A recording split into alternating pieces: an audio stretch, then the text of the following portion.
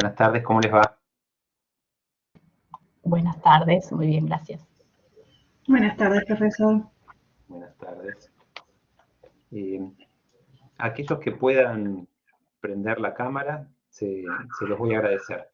Así se hace un poco más ameno y no es lo mismo hablar a cuadritos sin rostro que ver las caras de las personas. Así que los que puedan y no tengan problemas de conexión y lo puedan hacer, mucho mejor. Bueno, hoy lo que vamos a hacer es continuar con la clase que habíamos comenzado el viernes pasado, es decir, tratar de terminar con el concepto de acto administrativo. Les voy a compartir pantalla para que sigamos desde donde nosotros habíamos llegado.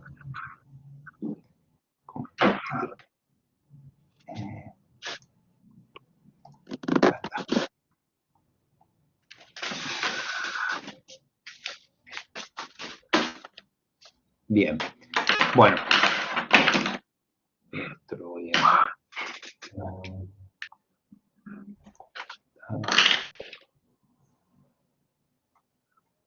Un segundo, así yo también lo puedo ver. Ahí está. Bien, entonces, el viernes pasado lo que dijimos era que íbamos a tratar de dar un concepto de acto administrativo dentro de una teoría general del acto administrativo. Para eso, lo que habíamos hecho, en primer lugar, era hacer una clasificación de la actividad administrativa en general.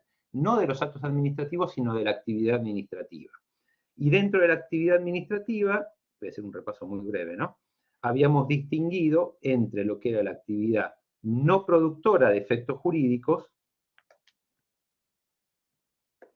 acá, entre la actividad no productora de efectos jurídicos, es decir, aquella que no afecta a la esfera jurídica subjetiva de los particulares, y la actividad que sí es productora de efectos jurídicos.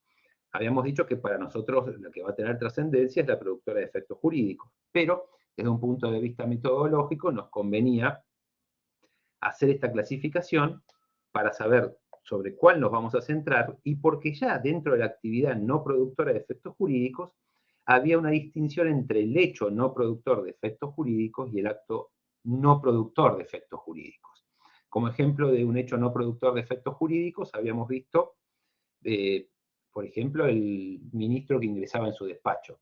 Ahí había un mero comportamiento material del órgano administrativo que no tenía consecuencias dentro del ámbito de la juridicidad, pero había un mero comportamiento material.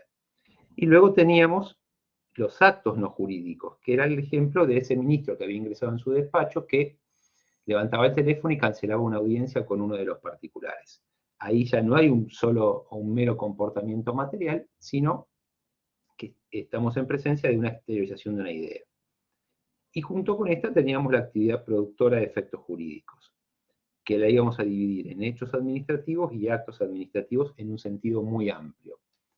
El hecho administrativo iba a ser todo comportamiento material del órgano administrativo o acontecimiento de la naturaleza que produce la modificación, transferencia, extinción o adquisición de una relación jurídica. Y había un hecho administrativo en un sentido objetivo, que era el acontecimiento de la naturaleza, y el hecho administrativo en un sentido subjetivo, que era el comportamiento del órgano administrativo. El dato clave acá era que no se trataba nunca de un mero comportamiento material o de una actuación física. Y después teníamos los actos administrativos en un sentido amplio, que habíamos dicho que suponía la exteriorización de una idea, es decir, un proceso intelectivo, que se exteriorizaba mediante la palabra oral o escrito, mediante cualquier otro signo convencional o ideográfico, que iba dirigido a la mente del destinatario. Y dijimos que no es nunca un mero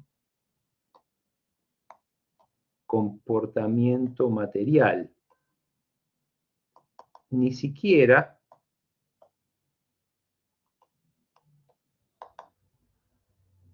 si podíamos inferir, ni siquiera en este caso, si podíamos inferir la voluntad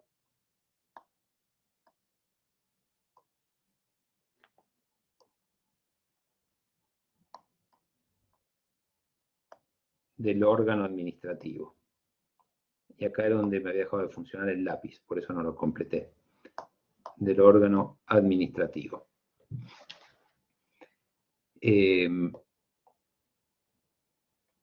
Como ejemplo de un hecho administrativo en un sentido objetivo, habíamos mencionado la cuadrilla que va y demuele el edificio. Es decir, ir y demoler el edificio era un hecho administrativo en un sentido subjetivo, perdón. En un sentido subjetivo. Ir y demoler el edificio era un hecho administrativo en un sentido subjetivo.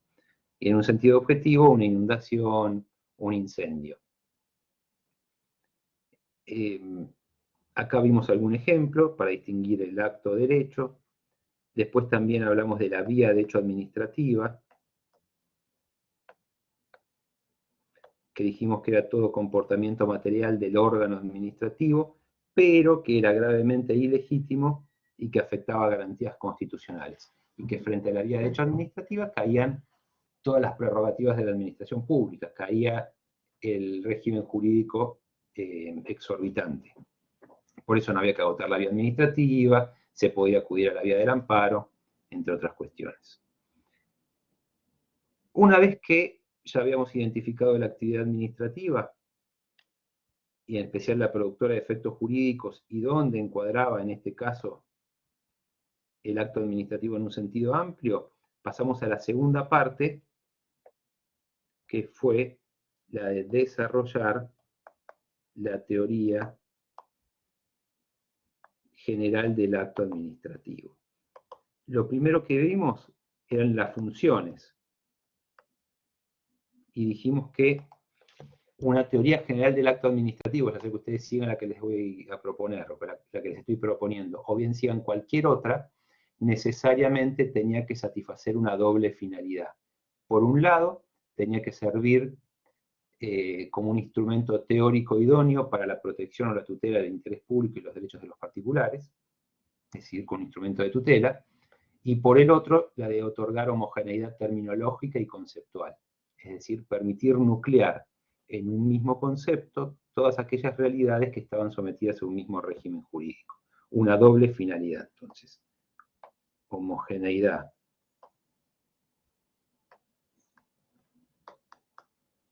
terminológica y conceptual, y instrumento teórico de tutela.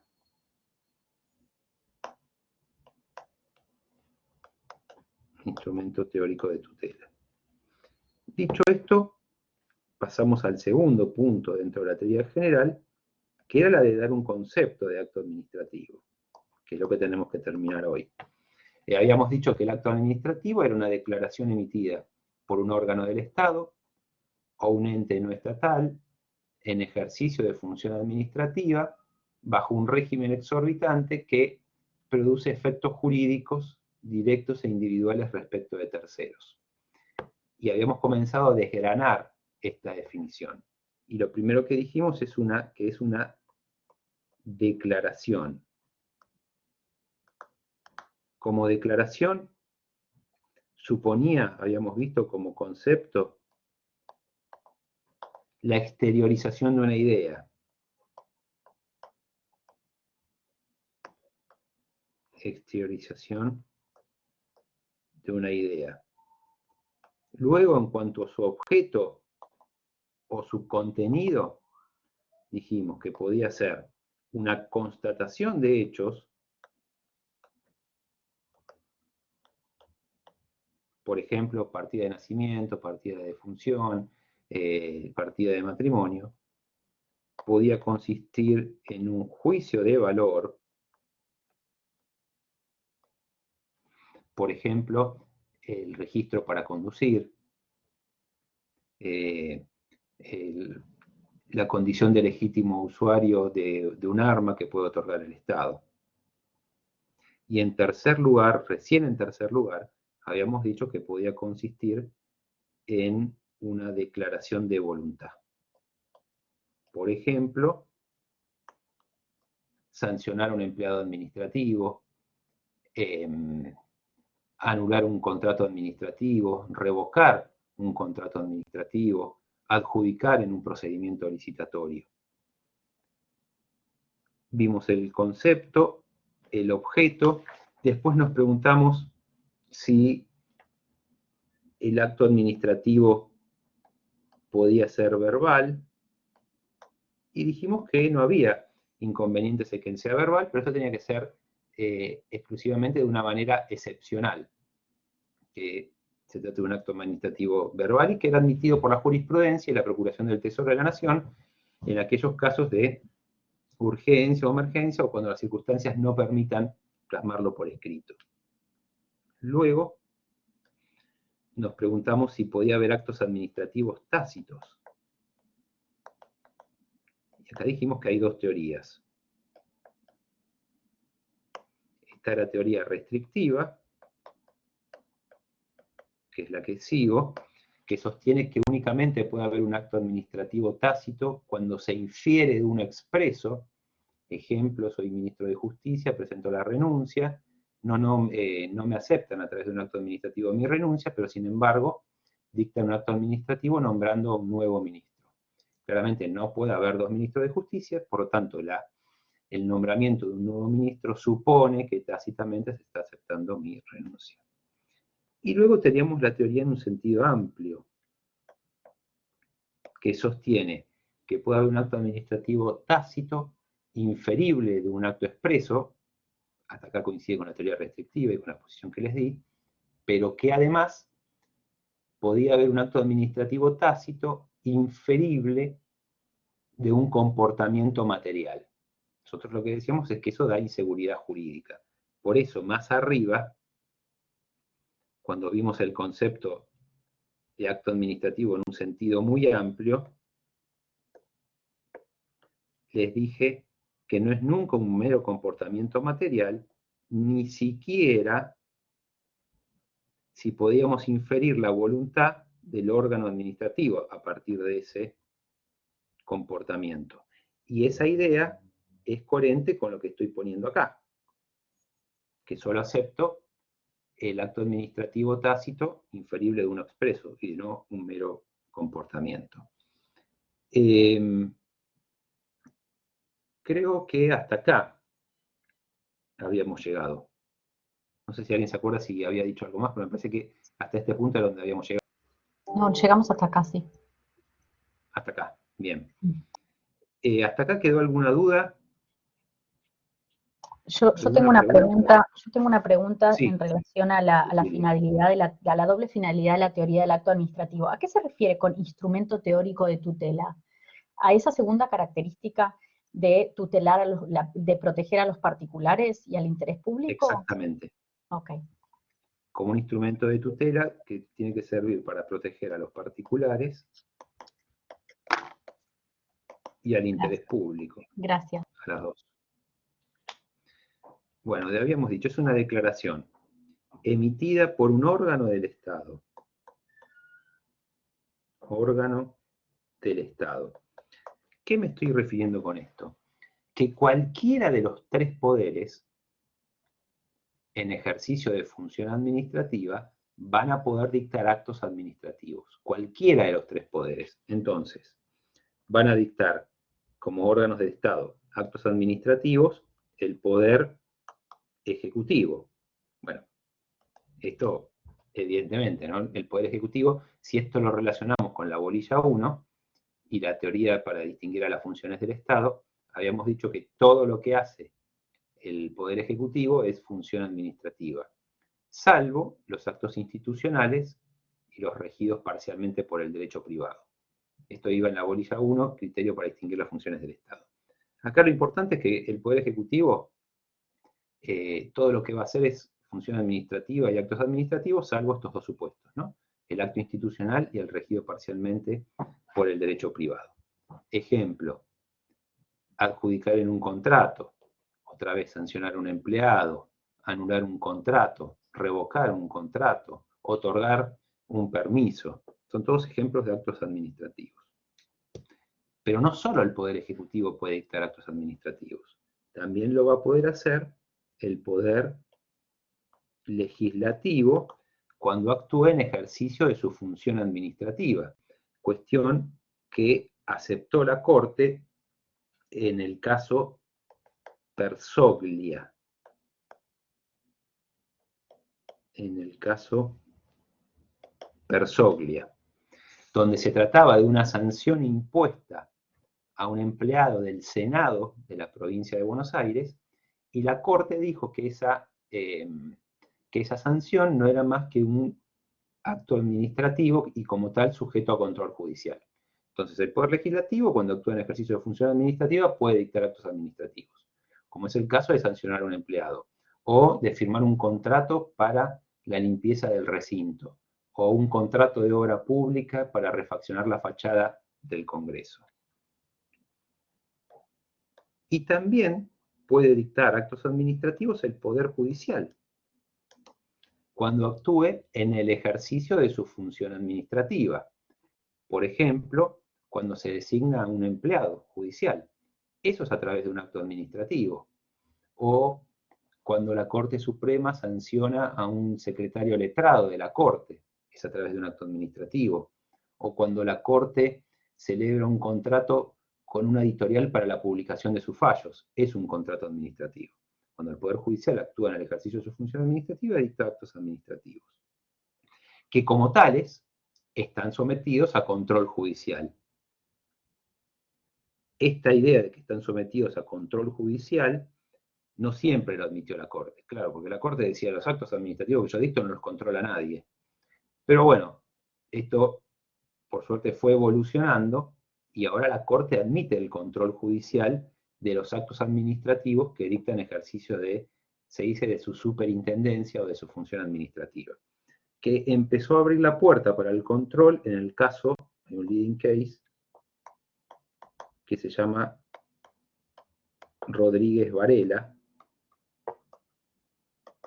y más recientemente en el caso Charpin,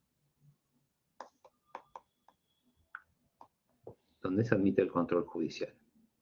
Y por último, dentro de órgano del Estado, vamos a reconocer los órganos extrapoder. Por ejemplo, en el ámbito nacional, el Ministerio Público, que puede actuar en ejercicio de función administrativa, al nombrar un funcionario, firmar un contrato administrativo, etc. Es decir, que los tres poderes y los órganos extrapoder, cuando actúan en ejercicio de función administrativa, pueden dictar actos administrativos. ¿Alguna duda de esto? ¿Alguna pregunta?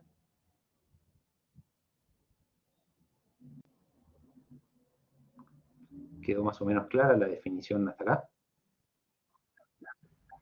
Hasta acá me queda claro, sí. Bien. Un órgano del Estado. Después la definición decía, o un ente no estatal. Declaración emitida por un órgano del Estado o un ente no estatal. ¿A qué me refiero cuando digo que un ente no estatal puede dictar actos administrativos? En primer lugar, a los entes públicos no estatales. Entes públicos no estatales. ¿Qué son estos entes públicos no estatales que están mencionados y los estudiamos específicamente en una bolilla? Los entes públicos no estatales son precisamente entes que van a ser públicos por la función delegada por el Estado que ejercen. Son entes que son públicos por la función pública que ejercen, que les delegó el Estado. Pero no son estatales porque no integran el organigrama o la estructura del Estado. Entonces son públicos porque ejercen una función pública, pero no son estatales porque no integran la estructura, el organigrama del Estado, no forma parte del Estado. El ejemplo clásico es los colegios profesionales o los consejos profesionales. Por ejemplo, el Colegio Público de Abogados, el Consejo Profesional de Ingeniería Civil o el Consejo Profesional de alguna otra profesión. ¿Qué es el Colegio Público de Abogados? Para poner un ejemplo en concreto. Es un ente que es público, pero ¿por qué es público? Porque ejerce una función que le delegó el Estado. ¿Cuál es esa función? El Estado le delegó el poder de policía administrativa, es decir, el control de la matrícula profesional, es decir, el control del ejercicio profesional de los abogados. Esa es una función pública que originariamente la hacía el Estado. Pero bueno, por una cuestión de organización, se la delega en un ente público que se crea específicamente para eso. Entonces, por eso es público, el Colegio Público de Abogados, porque ejerce una función, que en este caso es el poder o la policía administrativa que le delegó el Estado. Pero el Colegio Público de Abogados no es estatal, porque no forma parte del Estado. El presidente del Colegio Público de Abogados no es un funcionario público. Las demás autoridades del colegio no son funcionarios públicos, ni los que trabajan en el colegio público son empleados públicos. No, son trabajadores privados regidos por la ley de contrato de trabajo. Ahora, cuando estos entes actúan en el ejercicio de esa función administrativa que se les delegó, van a dictar actos administrativos. Cuando actúan en el ejercicio de esa función administrativa que se les delegó, van a dictar actos administrativos, exclusivamente. Por ejemplo, el otorgamiento de la matrícula profesional. Cuando ustedes se gradúen en el Colegio de Abogados les dé la matrícula, el otorgamiento de la matrícula es un acto administrativo. Dar de baja una matrícula también es un acto administrativo. Imponer una sanción ética a un abogado es un acto administrativo. Entonces, cuando actúa en el ejercicio de esa función, va a ser acto administrativo. No lo va a hacer todos aquellos actos que se celebran y que no hacen al ejercicio de esa función. Por ejemplo, si el presidente del colegio le impone una sanción a su secretaria, o despide a su secretaria, o contrata a alguien para que trabaje en el colegio de abogados, esos son típicos actos jurídicos que se dan dentro del marco del derecho privado. Estos son los entes públicos no estatales. Y junto con estos, y dentro del concepto de ente no estatal, pueden estar los particulares. Pueden estar los particulares, que de manera excepcional van a poder dictar actos administrativos. Por ejemplo, imagínense en un contrato de concesión de un servicio, de una concesión de una obra pública, que el Estado le otorga la concesión de obra pública a una empresa para que construya una autopista. Ese es un contrato administrativo. El que va a ejecutar ese contrato es un privado. Pero después se va a hacer cargo de la operación y el mantenimiento de esa obra. Y entonces, por ejemplo, si alguien deja el auto mal estacionado en la autopista, lo deja cruzado en el medio de la autopista, puede ir el concesionario en el ejercicio de una función administrativa que le delegó el Estado y para proteger un bien del dominio público y remover ese vehículo. Fíjense que se trata de un caso en el que un privado ejerce fuerza sobre otro. Estamos frente a un particular que está haciendo fuerza sobre un bien de otro privado, que es un bien. Y eso, en principio, le corresponde a la justicia e incluso excepcionalmente le corresponde al Poder Administrativo. Pero bueno, en dominio público, como es la autopista, lo puede hacer. ¿Me expliqué en qué se entiende por ente no estatal? Sí. ¿Sí? Entonces, de ente público no estatal... Clarísimo. Gracias, Cecilia y Juan. La Corte lo admitió en un caso que se llama Colegio Público de Abogados contra Martínez Echenique. Colegio Público de Abogados contra Martínez Echenique. Entonces, por un órgano del Estado o un ente no estatal, en ejercicio de función administrativa. En ejercicio de función administrativa. ¿Qué significa esto? Que el acto es el resultado de la función administrativa. Es decir, ahí donde exista función administrativa, como lo estamos viendo hasta ahora, va a haber un acto administrativo. Esto es, no es tan importante para que haya un acto administrativo quién lo dicta, por lo que vimos antes acá, sino en el ejercicio de qué función se lo dicta. Y cuando se dicta en el ejercicio de su función administrativa, estamos frente a un acto administrativo. Entonces, una declaración emitida por un órgano del Estado o un ente no estatal en ejercicio de función administrativa bajo un régimen jurídico exorbitante. Que esto es lo que vimos en la primera clase, es decir, la característica de la función administrativa en el primer encuentro sincrónico, ¿no? Y en la conferencia que los invité a que asistan.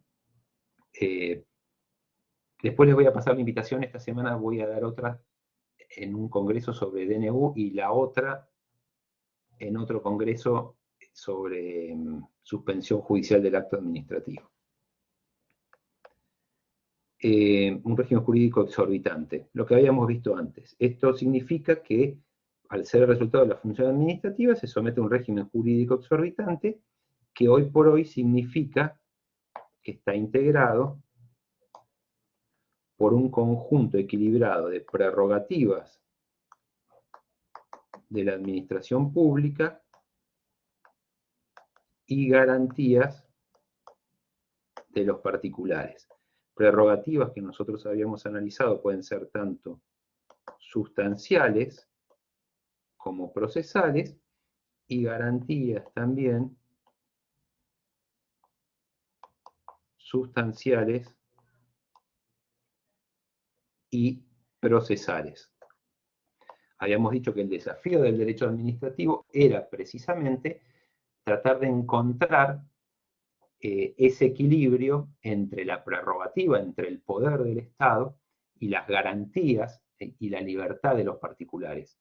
Y habíamos propuesto que ese equilibrio se podía encontrar en cada uno de los institutos del derecho administrativo, teniendo una concepción servicial del poder, es decir, tenemos que reconocer el poder, pero tiene que estar al servicio de la libertad, una concepción servicial del poder, y a su vez una concepción solidaria de la garantía individual. Hay que reconocer las garantías, hay que reconocer todas las libertades, las máximas libertades posibles, pero es de una visión solidaria y no meramente individualista o egoísta.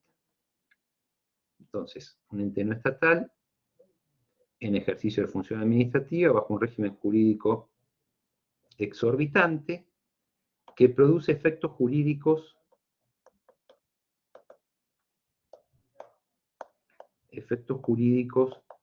directos. ¿Qué significa directos? Que para que haya acto administrativo los efectos el acto los tiene que producir per se. Para que haya un acto administrativo, los efectos los tiene que producir per se, por sí mismo, no tiene que estar subordinado a otro acto, a otra actuación. Por eso, por ejemplo, un dictamen jurídico, una opinión jurídica, un dictamen jurídico que se emite en el marco de un procedimiento administrativo, no es un acto administrativo. ¿Por qué no es un acto administrativo? Porque no produce efectos jurídicos directos. En todo caso, el que va a producir esos efectos jurídicos directos va a ser el acto administrativo que adopta el criterio o que sigue el criterio del dictamen o que se aparta del dictamen, pero no el dictamen en sí. Entonces, supongamos, en el marco de un procedimiento administrativo se emite un dictamen que dice que correspondería revocar un acto administrativo, anular un acto administrativo. Ese dictamen no es un acto administrativo porque no produce efectos jurídicos directos. Ahora, el acto administrativo que, siguiendo el dictamen, resuelve la anulación de un acto administrativo, para la redundancia, eso sí es un acto administrativo. Y ese es el que me va a producir los efectos jurídicos directos. La función administrativa bajo un régimen jurídico exorbitante que produce efectos jurídicos directos. ¿Me expliqué hasta acá? ¿Alguna duda? No, yo no tengo ninguna duda.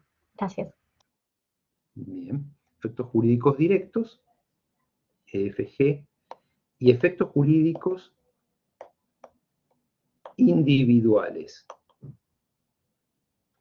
Con lo cual estoy dejando de lado, dentro del concepto, dejando fuera del concepto de acto administrativo al acto de alcance general. Desde la teoría que sigo, el concepto de acto administrativo en un sentido estricto, en un sentido técnico, se limita al acto que produce efectos jurídicos individuales o efectos jurídicos particulares. No incluso el acto de alcance general, en sentido estricto. En un sentido muy amplio, sí, el acto de alcance general o el reglamento son actos administrativos, pero en un sentido estricto no.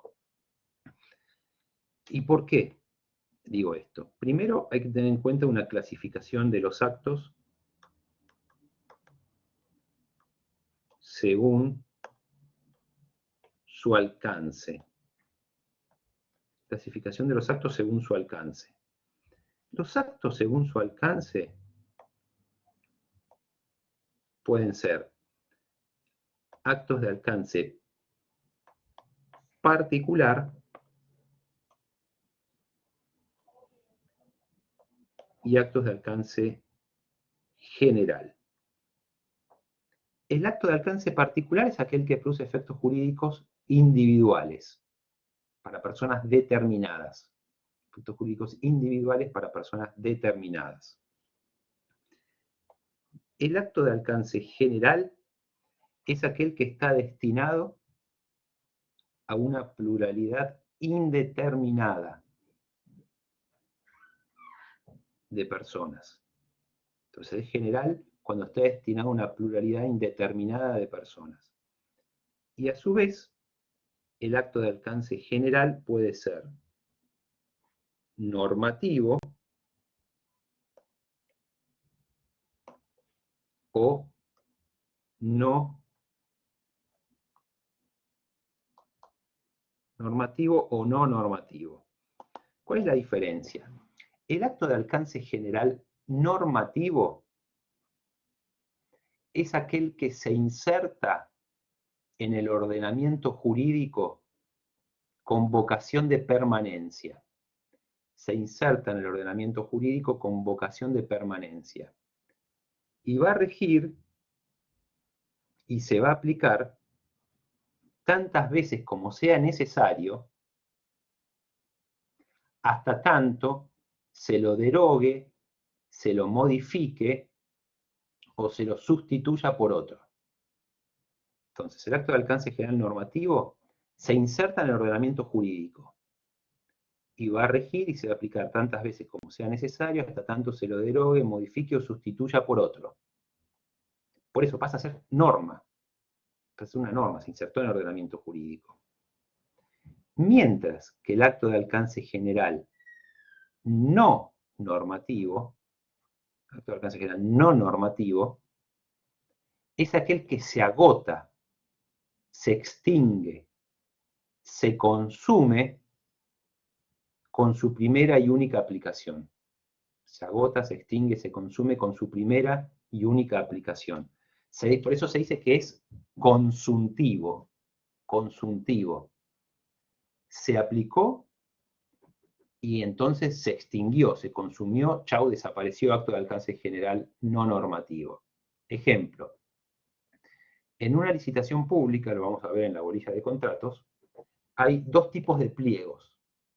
Tenemos el pliego de bases y condiciones generales, que es el que va a regir a todas las contrataciones que celebre el Estado, se va a aplicar a todos los contratos que celebra el Estado, o a toda una categoría de contratos. Entonces el pliego de bases y condiciones generales se aplica a todos los contratos o a toda una categoría. Y luego tenemos los pliegos de bases y condiciones particulares, que se aprueban para una contratación en particular, en concreto. Ejemplo, puede haber un pliego de bases y condiciones generales que se va a aplicar a todos los contratos de suministro, de obra pública, de locación de servicios, a todos. O puede haber un pliego general para una categoría, es decir, que se aplique a todos los contratos de obra pública, a todas las locaciones de servicio. Y van a ser generales, porque se van a aplicar normativos, perdón, van a ser pliegos y condiciones generales, y se van a aplicar a la contratación 34 del 2019 para comprar computadoras, como a la licitación 58 del 2020 para comprar escritorios. Se van a aplicar a todas. Pero junto con estos, para cada contrato en particular que se quiere celebrar, hay que aprobar un pliego de bases y condiciones particulares. Por ejemplo, si quiero comprar monitores, voy a tener que aprobar un pliego particular que diga, bueno, quiero comprar monitores que sean tipo LED con no menos de 22 pulgadas. O si quiero comprar computadoras, voy a decir, bueno, necesito computadoras que tengan un disco rígido no menor a 512 GB de estado sólido con 16 GB de RAM y pantallas de 13 o 14 pulgadas. Para comprar esas computadoras se va a aplicar el pliego general y el pliego particular que establece las condiciones. El pliego de bases y condiciones generales, entonces rige a todas las contrataciones. ¿Qué les parece? ¿Es un acto particular o es general? El pliego de bases y condiciones generales. ¿Sería general de alcance normativo? Exactamente. Es general. ¿Por qué es general? Porque está destinado a una pluralidad indeterminada de posibles interesados u oferentes. Por eso es general, está destinado a cualquiera que se quiera presentar, o que esté en condiciones de presentarse. Y es normativo, porque se va a aplicar todas las veces que sea necesario mientras esté vigente, para la contratación 1 del 2021 como para el 87 del 2021. Entonces, un ejemplo sería el pliego de bases y condiciones generales. Lo escribí mal.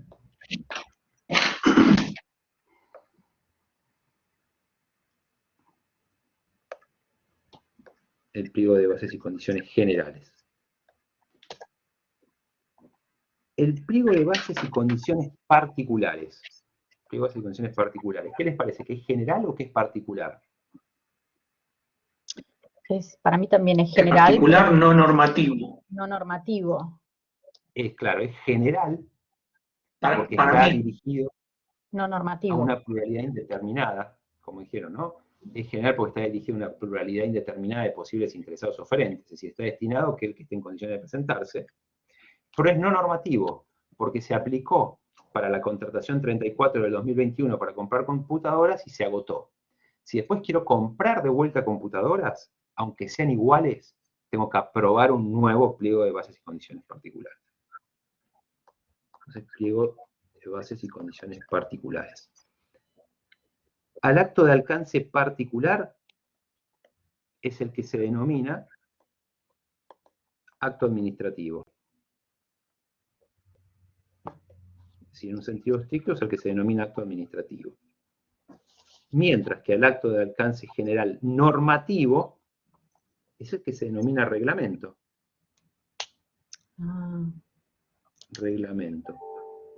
El reglamento, ¿qué es el reglamento? El reglamento es un acto de alcance general normativo, dictado, bueno, en el ejercicio de función administrativa. Y que después los vamos a clasificar en reglamentos ejecutivos, de necesidad de urgencia, delegados o autónomos. Y el acto de alcance general no normativo no tiene un nombre, se llama así, no normativo. Bueno, ¿por qué cuando hablo de acto administrativo o del concepto, lo circunscribo únicamente al acto de alcance particular? Porque yo podría dar la definición que quisiera y podría decir que el acto administrativo es el que produce efectos jurídicos directos e individuales o generales. Digamos, al momento de armar la definición la podría armar como quisiera. Sin embargo, la restringo a los efectos individuales. Y ese va a ser el acto administrativo. Dejo de lado, dentro del concepto estricto o restringido, al acto de alcance general. En un sentido amplio son actos administrativos. ¿Por qué? Porque tienen un régimen jurídico distinto. Los actos de alcance particular tienen un régimen jurídico distinto. ¿En qué se manifiesta este régimen jurídico distinto? Primero, en lo que hace a la publicidad. ¿Cómo se le da publicidad? El acto administrativo se notifica.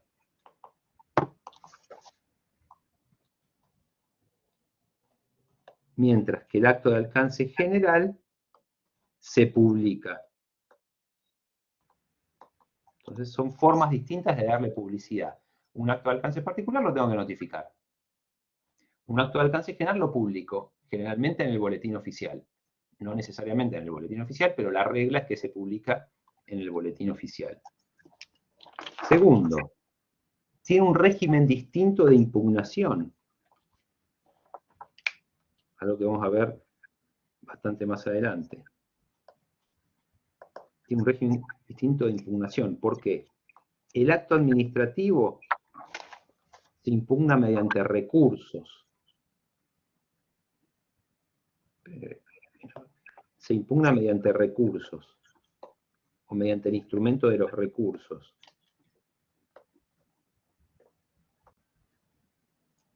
Que tiene un régimen particular. Mientras que el acto de alcance general, hay dos formas de impugnarlo, al acto de alcance general. Lo puedo impugnar directamente mediante la figura del reclamo impropio,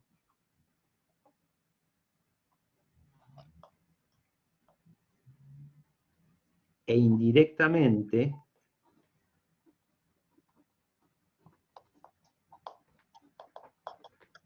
directamente mediante el reclamo impropio, indirectamente mediante recurso.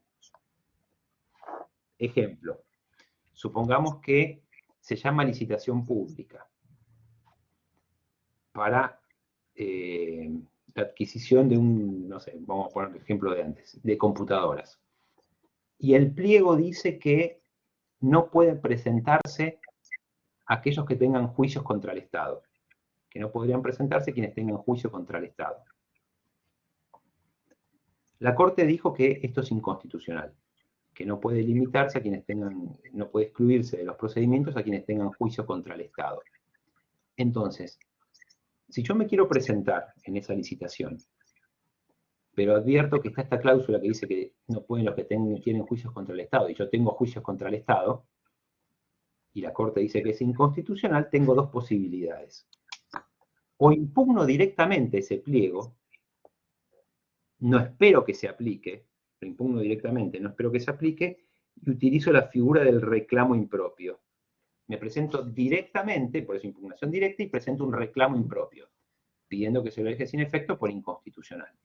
Tiene un régimen jurídico el reclamo impropio, ¿no? Que vamos a ver más adelante. Pero bueno, mediante reclamo impropio. Esta es la impugnación directa. Y luego tenemos la impugnación indirecta, que ¿cuándo se va a dar? No me presento ya y lo impugno directamente, sino que espero que se aplique. Y cuando se aplica a través de un acto administrativo particular, cuando se aplica a través de un acto administrativo particular, un acto administrativo individual, voy a presentar un recurso contra ese acto. E indirectamente, por eso es indirecta, indirectamente voy a estar impugnando el acto de alcance general que le sirve de sustento. Volviendo al ejemplo. Frente al pliego que dice, no pueden presentarse los que tienen juicios contra el Estado, puedo, antes de cualquier otra cosa, presento el reclamo impropio. O bien, puedo presentarme en el procedimiento licitatorio, espero que me excluyan, que dicten un acto administrativo individual y digan, bueno, se excluye a este oferente porque tiene juicios contra el Estado, eso va a ser a través de un acto administrativo particular, y contra ese acto administrativo voy a presentar un recurso, en el que indirectamente voy a estar diciendo que ese acto es nulo porque se basa en un reglamento inconstitucional. ¿Me expliqué cuál es la diferencia entre impugnación directa e indirecta? ¿Queda más o menos clara? En la directa no espero que se aplique. Me presento antes. Es decir, está el reglamento que me afecta. No sé, otro caso. Hay un reglamento que se llama concurso, un caso real, ¿no? Se llama concurso para ser secretario de un juzgado. El reglamento administrativo decía que no se podían presentar quienes tuvieran juicios contra, quienes no fueran argentinos. Entonces, un concurso para un cargo de primera instancia y el reglamento dice no pueden presentarse quienes no sean argentinos. La Corte dijo esto es inconstitucional. Bueno, frente a eso tengo dos posibilidades. Antes de presentarme en el concurso, presento el reclamo impropio, o bien me presento en el concurso, se dicta un acto administrativo que dice exclúyase a esta persona porque no es argentino, y entonces yo voy a recurrir ese acto individual, que voy a plantear que es nulo porque se basa en un reglamento inconstitucional. Por lo tanto, indirectamente, al impugnar el acto particular, indirectamente estoy impugnando el acto general. ¿Quedó más claro? ¿Me expliqué la diferencia? Uno impugno antes directamente y otro impugno después. Sí, mi duda, sí. Mi duda es, sea en forma directa o indirecta, siempre es mediante la presentación de un reclamo. No, la directa es mediante el reclamo impropio. La indirecta es mediante el recurso, porque el recurso es contra los actos El particulares. recurso. Ah, ok. Cuando es un acto particular, recurso. Cuando es un acto general de manera directa, reclamo impropio. El reclamo impropio.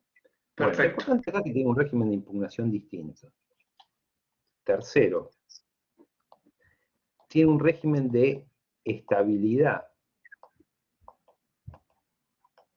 distinto. ¿Por qué?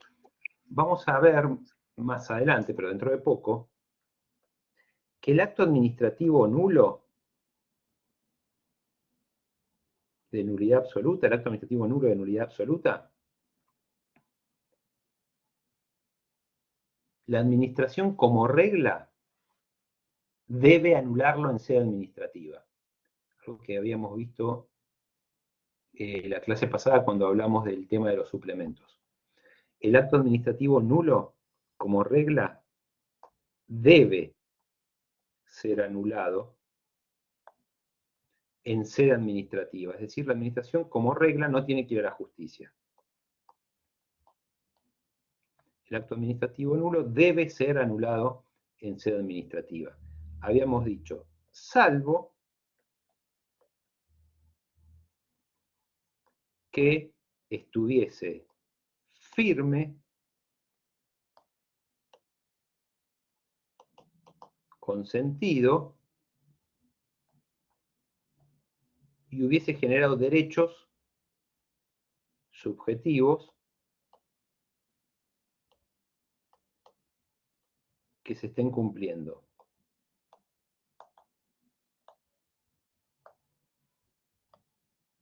Entonces, el acto nulo debe ser anulado en sede administrativa.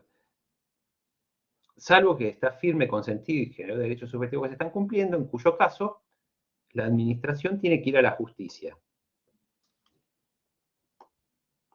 La administración tiene que ir a la justicia a través del proceso de lesividad. Proceso de lesividad al que me referí en la primera clase. Entonces, ¿qué es lo importante acá? Entonces, el acto nulo en nulidad absoluta debe ser anulado en sede administrativa, salvo que esté firme, consentido y hubiese generado derechos subjetivos. En este caso, el acto adquiere estabilidad. ¿Qué es la estabilidad del acto administrativo? La estabilidad del acto administrativo es la imposibilidad de la administración de anularlo en su sede. Es decir, el acto administrativo es estable cuando la administración pública no lo puede anular en su propia sede. Ese es el acto administrativo estable. Entonces, el acto administrativo nulo de nulidad absoluta debe ser anulado en sede administrativa, salvo que esté firme, consentido y hubiese generado derechos subjetivos que se están cumpliendo, es decir, adquirió estabilidad, en cuyo caso hay que ir a la justicia a través del proceso de lesividad. Bueno, lo importante entonces es que el acto nulo de nulidad absoluta en ciertos casos puede adquirir estabilidad. En cambio, el reglamento no tiene estabilidad.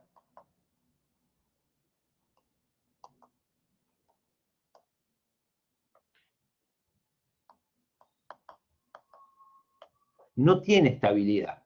Es decir, que el reglamento nulo de nulidad absoluta puede y debe ser anulado en cualquier momento. Puede y debe ser anulado en cualquier momento. Entonces, esta es una diferencia importante. el acto administrativo nulo de nulidad absoluta puede adquirir estabilidad, mientras que el reglamento no tiene estabilidad. No hace falta en ningún caso que la administración, bueno, hay algún caso remoto, ¿no? Pero que la administración vaya a la justicia para anularlo. Entonces, como regla, no tiene estabilidad. ¿Me expliqué en este punto? Sí. ¿El reglamento sí o sí tiene que ser anulado en sede? El reglamento nulo de nulidad absoluta debe ser anulado en sede administrativa. Gracias. Es decir, sería improcedente que la administración vaya a la justicia para que se lo anule. Porque el juez le va a decir, esto lo puedes hacer vos en tu instancia administrativa, no vengas acá. Estabilidad. Cuarta diferencia, tiene un procedimiento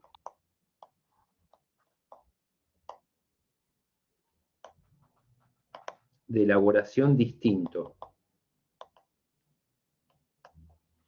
El acto administrativo que afecta a derechos requiere la previa intervención del particular.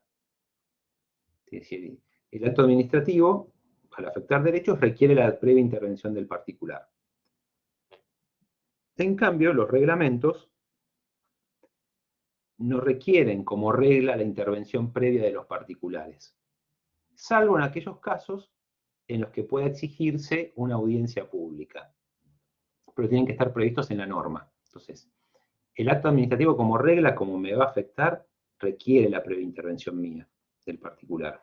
El reglamento, en principio no requiere la previa intervención, salvo que lo prevea la norma. Por ejemplo, en materia tarifaria, que se exige la previa intervención, la previa realización de una audiencia pública. Entonces, el procedimiento de elaboración es distinto.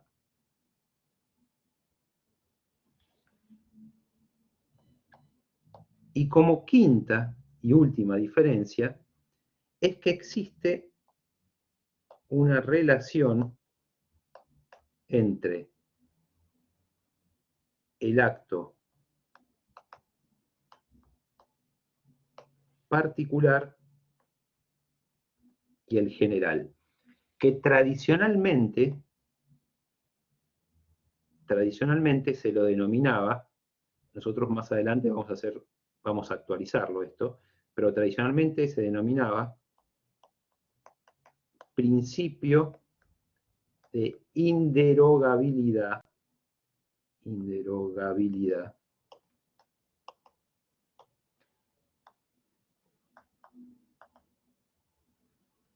del reglamento. El principio de inderogabilidad del reglamento. Inderogabilidad singular. Esperen que me olvidé la palabra singular. Lo voy a volver a escribir. Principio, lo escribo de nuevo. Principio de inderogabilidad singular del reglamento.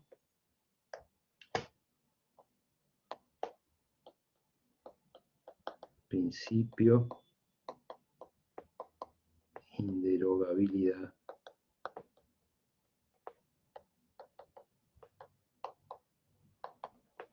singular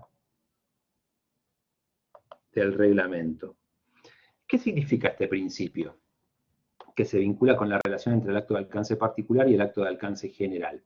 Significa que hay un principio por el cual no se puede derogar, mediante un acto singular, es decir, particular, un reglamento, independientemente de la autoridad, agreguen esto en la definición, independientemente de la autoridad que hubiese dictado el reglamento. Independientemente de la autoridad que hubiese dictado el reglamento. Entonces, ¿qué es lo que estoy planteando? Volviendo al cuadrito de antes, o lo que se plantea tradicionalmente, que este acto que está acá, este acto de alcance particular, no puede ir en contra del reglamento, independientemente de la autoridad que dicte el acto. Entonces, por ejemplo, vamos a poner un ejemplo. Nosotros tenemos Poder Ejecutivo, Ministro, Secretario. Supongamos que el Ministro de Educación dicta un reglamento con un régimen de becas. Y dice, bueno, se van a otorgar becas a todos aquellos que tengan hasta 30 años. Entonces, el ministro dicta un reglamento, un acto de alcance general, supongamos que es normativo, por el cual se establece un régimen de becas para todos aquellos que tengan hasta 30 años. El principio de inderogabilidad singular lo que me dice es que el secretario no puede dictar un acto administrativo en contra de este reglamento. ¿Qué implica? Que el secretario no podría otorgarle la beca a alguien que tenga 35 años. No podría otorgarle la beca a alguien que tenga 35 años. Pero además, me dice este principio, que el ministro tampoco podría otorgarle la beca a alguien que tiene 32 años.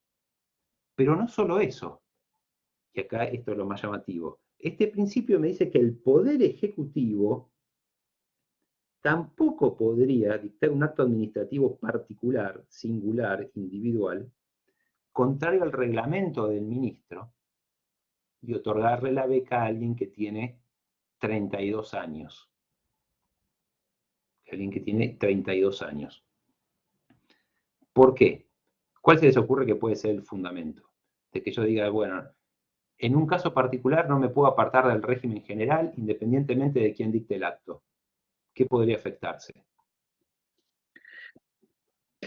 Para que haya una estabilidad en cuanto a la posibilidad de tener las becas. Bien. Una estabilidad en el sentido de que no lo vayan cambiando por cada acto. Y eso podría dar lugar a que, si por ejemplo a vos te dicen que no, pero a otro que tiene 32 años le dicen sí, te otorgo la beca. ¿Qué podría pasar? Y sería ilegal, o sea, no habría igualdad de oportunidades. Exacto. Esa es la palabra. Se violaría el principio de igualdad. Entonces, el fundamento de este principio es, por un lado, la igualdad. Si el presidente le otorga la beca a alguien que tiene 32 años, está violando el principio de igualdad. Y por el otro, es el principio de legalidad.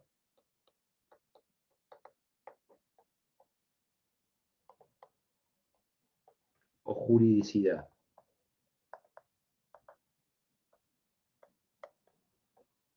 ¿En qué sentido?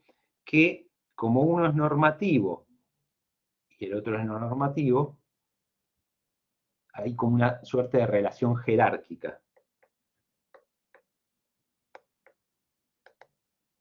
Hay como una suerte de relación jerárquica.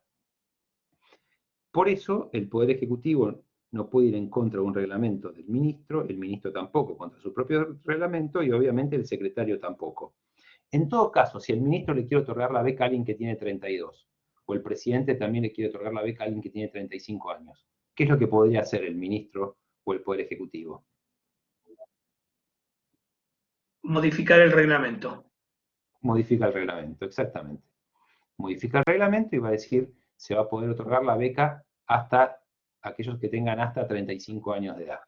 Modifica el reglamento y listo. Este principio nosotros lo vamos a reformular, que ahora no lo voy a explicar, simplemente voy a dar el concepto. Lo reformulamos por el principio de inderogabilidad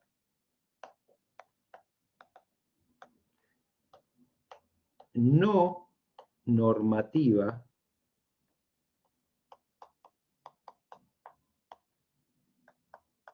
del reglamento. Es decir, esta que está acá es la versión tradicional que van a encontrar en todos los libros. Bueno, salvo en el que proponemos como bibliografía nosotros, ¿no? Y lo vamos a modificar por el principio de inderogabilidad no normativa del reglamento. ¿Por qué? ¿Cuál va a ser la diferencia? Según este principio, no se puede derogar mediante un acto no normativo. Si vuelvo al cuadrito de que está acá arriba, ¿cuáles son los actos no normativos? Es decir, los que no se insertan en el ordenamiento jurídico y se agotan con su primera y única aplicación en este cuadro. ¿Cuáles son los no normativos ahí?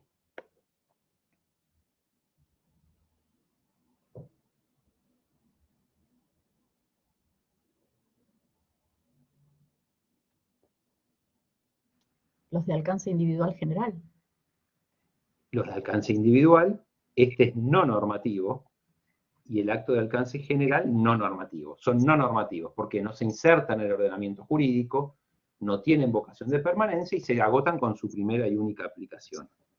Entonces, ¿qué es lo que estoy diciendo acá? Que hay un principio por el cual no se puede derogar a través de un acto no normativo, esto es, un acto administrativo particular, porque el acto administrativo particular es no normativo, no se inserta en el ordenamiento jurídico, no tiene vocación de permanencia, se dicta el acto administrativo particular y se agotó, se extinguió. Acto de alcance general, el acto administrativo particular y, obviamente, el acto general no normativo.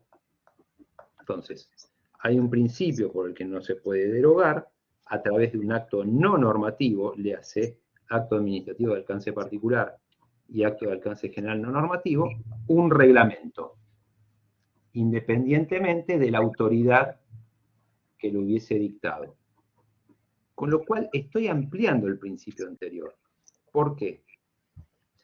Porque el principio de inderogabilidad singular me decía que este acto particular, ¿se acuerdan?, no podía ir en contra del reglamento.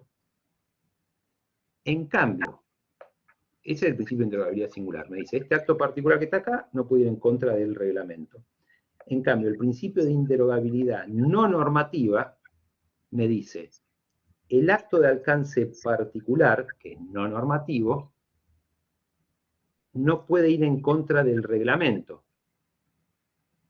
Pero además, el acto de alcance general no normativo tampoco puede ir en contra del reglamento. Es decir, el principio de inderogabilidad no normativa lo que agrega es que el acto de alcance general no normativo no puede ir en contra del reglamento. Ejemplo, en una licitación pública, el pliego particular,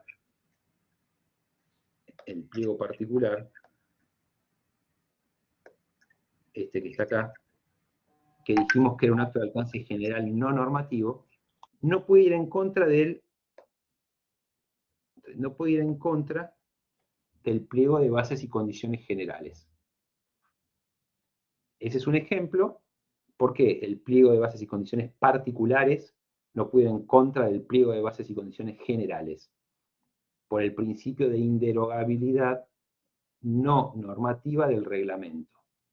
Es decir, por el principio de que un acto no normativo, este que está acá,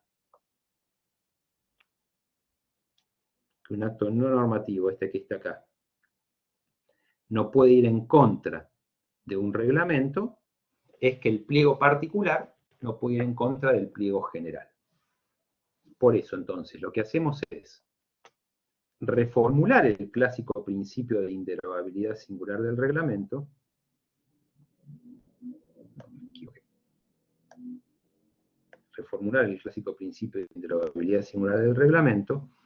por el de inderogabilidad no normativa del reglamento. Entonces voy a decir que hay el principio por el que yo no puedo derogar por un acto no normativo, esto es de alcance particular, porque no es normativo, no se inserta en el ordenamiento jurídico, no tiene vocación de permanencia, o por un acto general no normativo, un reglamento.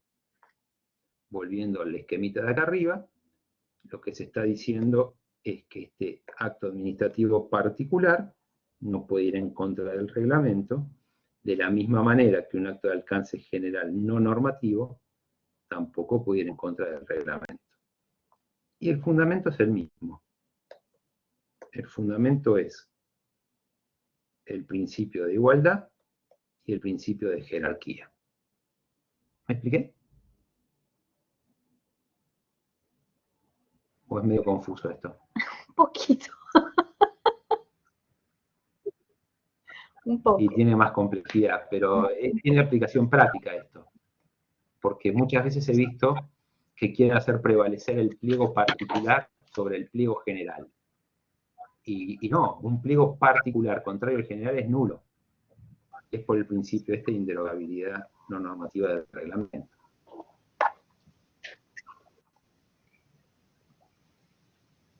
¿Alguna duda sobre esto? Bueno, hay que, me parece, masticarlo un poco más y madurar un poco la idea, ¿no? Pero más o menos quedó, ¿qué es lo que me, Sí, ¿a qué me refiero con esto? Yo quería hacerle una pregunta. Sí.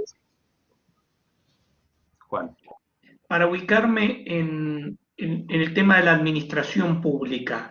En caso de que vaya a la justicia, en el caso que hay una estabilidad en el acto administrativo, ¿tienen que ser abogados de la repartición en la cual se está suscitando eso o tienen que ir de algún otro lugar?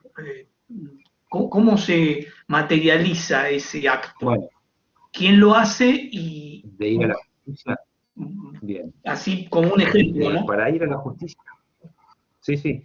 Para ir a la justicia tiene que haber primero un acto administrativo que diga que ese acto administrativo nulo, estable, es lesivo. Entonces, la autoridad competente para anular el acto dice este acto es lesivo. Entonces, artículo 1, declárese la lesividad del acto administrativo tal. Artículo 2, instrúyase al servicio jurídico a iniciar la acción de lesividad. Hacer el servicio jurídico del organismo. En algunas provincias puede ser distinto, porque en algunas provincias tenés la Fiscalía de Estado, o en la ciudad tenés la Procuración General de la ciudad, que en ese caso los que inician la acción son esos órganos, en todos los casos, ¿no? Porque tienen a cargo la defensa del Estado, la Procuración General de la Ciudad de Buenos Aires, en la Ciudad de Buenos Aires, o las fiscalías en algunas provincias. Pero si no, aquel que es competente para anular el acto, vamos acá arriba, ¿no? Aquel que es competente para anular el acto, está otro diciendo este acto es lesivo, artículo 1, declararse la lesividad de este acto administrativo, artículo 2, instrúyase al servicio jurídico a iniciar la demanda. ¿Te respondí, Juan? Sí, claro, no, más o menos para tener una idea, digamos, en todos estos esquemas que vamos viendo que tienen tantas flechas y tantas palabras quizás de no uso muy habitual, poder ya entendí que, bueno, procuración más o menos me ubico que hay algún ser humano que lo va a llevar adelante y que está vinculado con el Estado por algún organigrama respectivo, ¿no? Claro. Como regla general va a ser un abogado del servicio jurídico del organismo.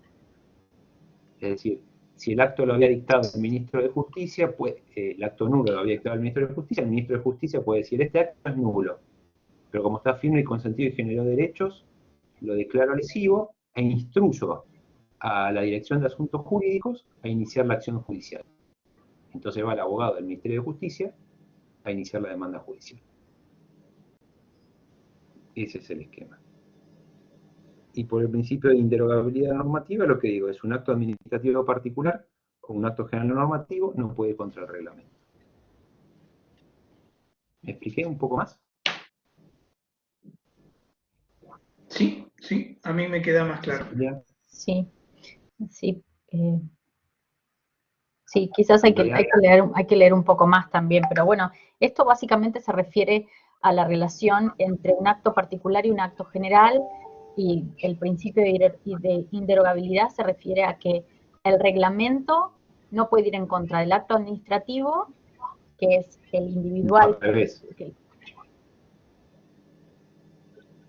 Supone que no podés derogar por un acto no normativo, es decir, un acto particular o un acto general no normativo, un reglamento. Lo que no podés es ir en contra del reglamento. No es que el reglamento no puede ir en contra del acto, es al revés. El acto particular no puede ir en contra del reglamento. Candelaria sí está subida, la primera clase. Tenés que entrar, yo cuando entré lo vi, entras a encuentros sincrónicos y ahí aparece acto administrativo, concepto. La primera parte está. No puede ir en contra del reglamento ni puede ir en contra del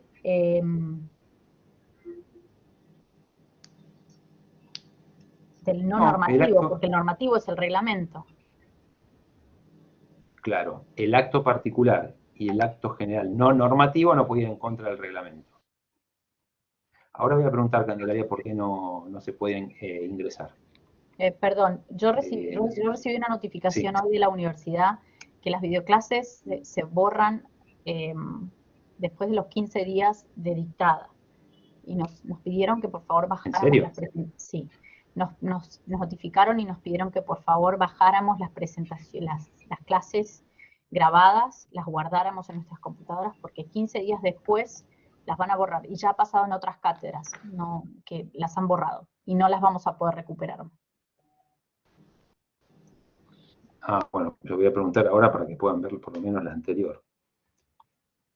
Bien, entonces voy a preguntar a Candelaria a ver qué fue lo que pasó. Entonces, básicamente es que hay un principio por el que no se puede derogar a través de un acto particular o un no normativo el reglamento. Ahora, todo esto que estoy diciendo, fíjense, estoy hablando, ¿qué es lo que quiero justificar? Que el acto de alcance particular tiene un régimen jurídico distinto al acto de alcance general. ¿Y qué tiene que ver esto que tiene un régimen jurídico distinto? Volvemos a las funciones de las teorías del Estado, a las funciones de las teorías del acto administrativo, que dijimos que una función era la de lograr homogeneidad terminológica y conceptual. ¿Y qué significaba eso? Lograr homogeneidad terminológica y conceptual, que era lo que habíamos explicado la vez pasada y que ahora repasé rápidamente. Era una de las finalidades de la teoría del acto administrativo, o de la teoría de la función. Claro, ¿y para qué? No, de la teoría del acto administrativo. ¿Cómo? Lo que buscaba con esta función de la homogeneidad terminológica y conceptual, habíamos dicho la vez pasada, es que todo aquello que llame acto administrativo tenga un mismo régimen jurídico. O en otras palabras, dijimos, no tenemos que incluir dentro del mismo concepto a realidades jurídicas distintas.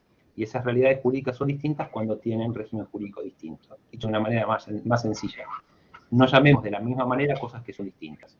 Es decir, no llamemos acto administrativo cosas que son distintas. Y esas cosas van a ser distintas que tienen un régimen jurídico distinto. Entonces, por aplicación de esta función de la teoría del acto,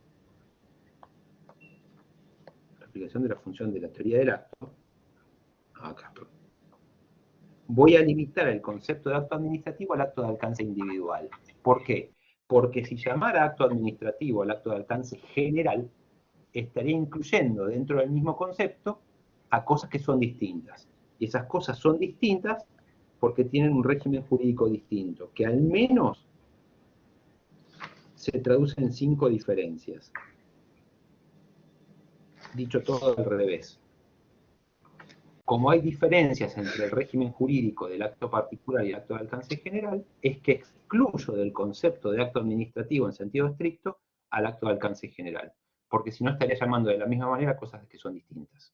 Si yo digo el acto administrativo es general o particular, el problema que tengo es que llamo igual a realidades distintas, al acto y al reglamento, y tienen un régimen jurídico distinto. Por eso circunscribo el concepto de acto al que produce efectos jurídicos individuales. ¿Me expliqué?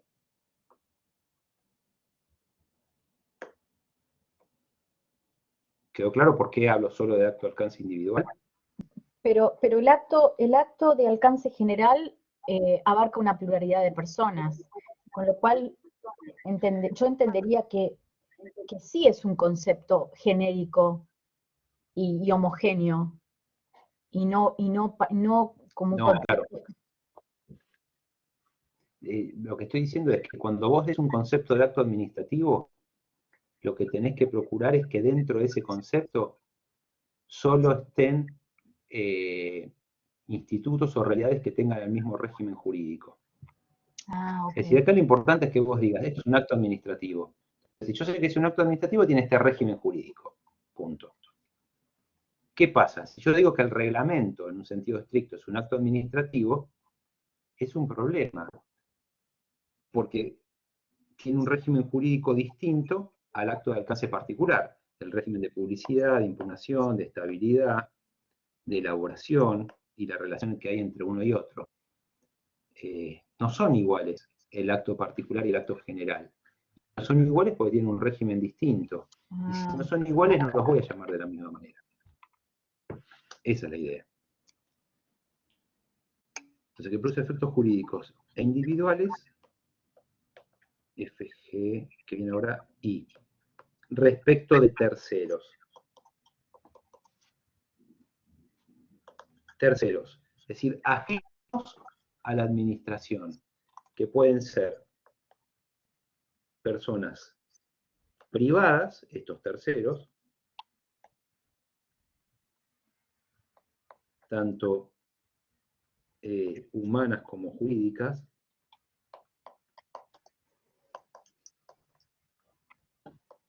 o públicas. Son actos que exceden producen efectos hacia afuera de la administración pública.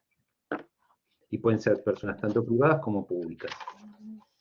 Incluyo acá al empleado público o el funcionario, pero en el marco de la relación de empleo público. Es decir, cuando se desprende de la organización administrativa y se posiciona frente a la administración. Entonces, por ejemplo, una sanción a un empleado público es un acto administrativo. Porque ahí se aparta, se desprende de la organización administrativa del funcionario. En cambio, si un ministro le da la orden a un empleado que haga tal cosa, eso no es un acto administrativo. Es un acto interno, es un acto interorgánico de la administración pública. ¿Por qué? Porque se da en el marco de la relación orgánica, como si fuera un órgano. Mientras que cuando ya no está actuando en su calidad de órgano, ahí hay un acto administrativo. Bien, ¿alguna duda hasta acá?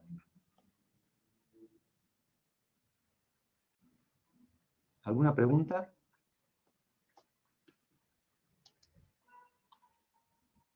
¿No? Bueno, con esto terminamos entonces el concepto, lo que nos habíamos propuesto la vez pasada, ¿no? Ver la clasificación de la actividad administrativa en general, dividiendo la no productora de la productora de efectos jurídicos, identificar ahí donde entra el acto administrativo en un sentido muy amplio, y empezar con la teoría general. Describir las dos funciones que tiene y dar el concepto, ¿no? Como una declaración emitida por un órgano del Estado o un ente no estatal que actúa en el ejercicio de su función administrativa bajo un régimen jurídico exorbitante que produce efectos jurídicos directos e individuales respecto de terceros. ¿Alguna duda? ¿Alguna pregunta? ¿Algo en lo que no fui claro? ¿Algo que no le cierre? ¿Que estén en contra? Yo tengo una consulta y una pregunta. Sí. Yo sé que usted respondió en el foro que hay algunas dificultades con la editorial para poder subir todos los capítulos del libro. Yo tengo algunos capítulos, pero justo el capítulo de acto administrativo, que entiendo es medular en la materia, justo no lo tengo. El documento, el archivo que yo tengo en PDF comienza a hablar de los caracteres, pero todo lo anterior, donde habla de las funciones, de la distinción entre hecho y acto, los requisitos, que me imagino que son los elementos principales, esenciales y accesorios, toda esa parte no está en ese documento que yo tengo en PDF. Entonces quería saber si usted nos podía facilitar al menos esa parte del libro, si es que usted la tiene de alguna forma para que la pueda compartir electrónicamente con nosotros, porque justo ese capítulo no lo tenemos, no está en la bibliografía digitalizada, contacté a la universidad y no me contestaron nada, y es una de las unidades más importantes del programa. Bueno, voy a ver cómo lo puedo solucionar. Porque sí, Gracias. es de las más importantes del programa, claramente. Sí. Voy a ver cómo Muchas hago. gracias. De nada. Bueno, ¿alguna otra consulta, alguna pregunta? ¿No? ¿Vamos a tener Bueno, alguna otra clase? sí, vamos a tener. Esta estaba fuera del programa, pero sí vamos a seguir teniendo. Ok. No sé si la daré yo o la daré a algún otro profesor, pero va a seguir habiendo clases. Gracias. De nada. Bueno, terminamos entonces y seguimos con el foro y después en alguna otra clase. ¿Sí? Perfecto, muchas gracias, profesor. De nada. Hasta luego. Que tenga una linda tarde. Muchas gracias. Profe. Claudia, Andrea. Gracias. De nada, nos vemos. Nos vemos. Chao, chao. Hasta luego.